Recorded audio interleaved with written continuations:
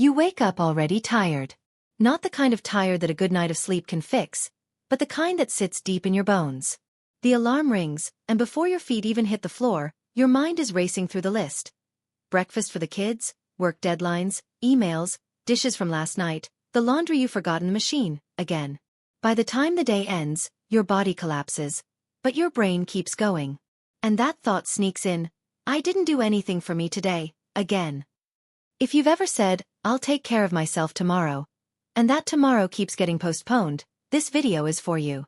Because today, we're not just going to talk about procrastination. We're going to talk about how to eliminate it from your personal life, even in the middle of the chaos. This isn't about being more productive. It's about finally choosing you, and not feeling guilty about it. You're not lazy. You're overwhelmed. There's a huge difference. Society has glorified being busy, especially for women. If you're a mom, a worker, a wife, a daughter, or all of the above, chances are, you're constantly doing something for someone else. And slowly, your needs get pushed to the bottom of the list. Then, they fall off the list entirely. You become the last person you take care of. But here's the truth nobody tells you. The more you ignore your needs, the louder the exhaustion gets. You find yourself scrolling on your phone instead of stretching. Watching everyone else's life instead of living your own. Saying, tomorrow over and over until tomorrow becomes next year. And the worst part? You start believing this is just how life is. Endless responsibility, zero time for yourself. But deep down, you know that something has to change. Procrastination isn't always about avoiding something difficult. Sometimes, it's your mind's way of waving a white flag. It's your body screaming for rest, peace, or simply space to breathe. You're not avoiding self-care because you don't care. You're avoiding it because it feels like just one more thing on the list. You might feel like you don't have the energy to journal, meditate, or take that walk. You think, what's the point of 5 minutes? But here's the truth. Those 5 minutes matter more than you think. They're not just minutes. They're a declaration. A reminder that you're still here, still important, still deserving. You wouldn't skip your child's doctor appointment. You wouldn't ignore a work meeting. So why keep rescheduling yourself? Let's flip that mindset right now. Because you can't pour from an empty cup. And right now, you've been running on fumes for too long. Now imagine this. What if, instead of waiting for the perfect day to start taking care of yourself, you started with 10 imperfect minutes today? No big routines. No perfection. Just small, honest choices. That's how real change begins. You don't need to overhaul your schedule. You need to slip yourself into it. And that starts with mindset. You're not being selfish for wanting rest.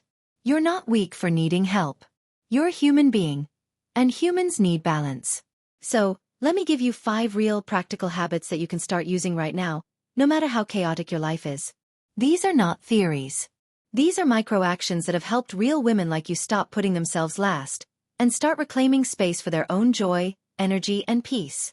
The first one is what I call the 5-minute self-care rule.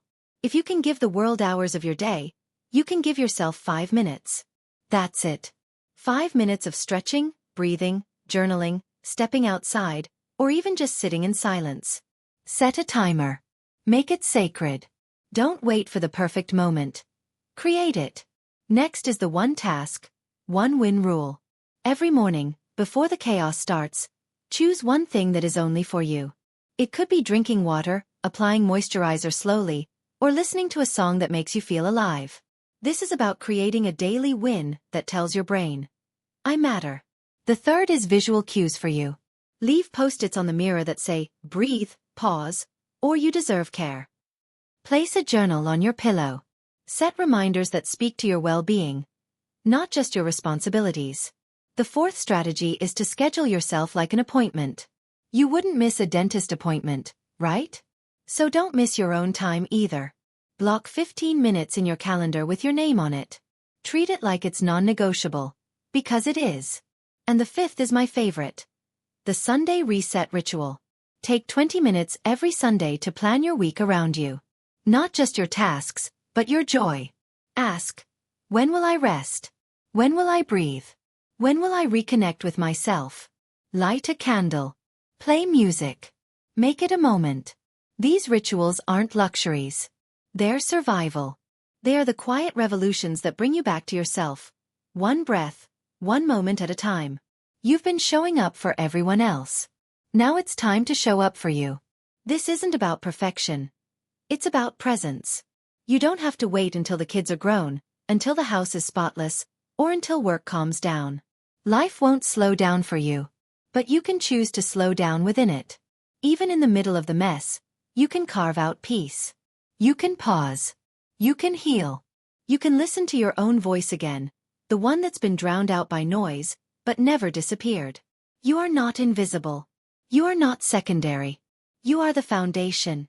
And when you take care of you, everything around you becomes stronger. You are not meant to just survive your life. You are meant to live it fully. So now, I want you to make a choice.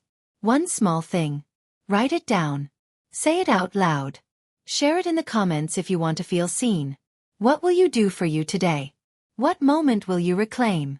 And if this video spoke to you, please don't keep it to yourself. There's another woman out there who needs this reminder too. Share it with her. Hit that subscribe button, because I'm here every week with more real talk, practical tips, and love for women who give the world so much, and deserve to give something back to themselves too. You are not alone. You are worthy. And this is your time.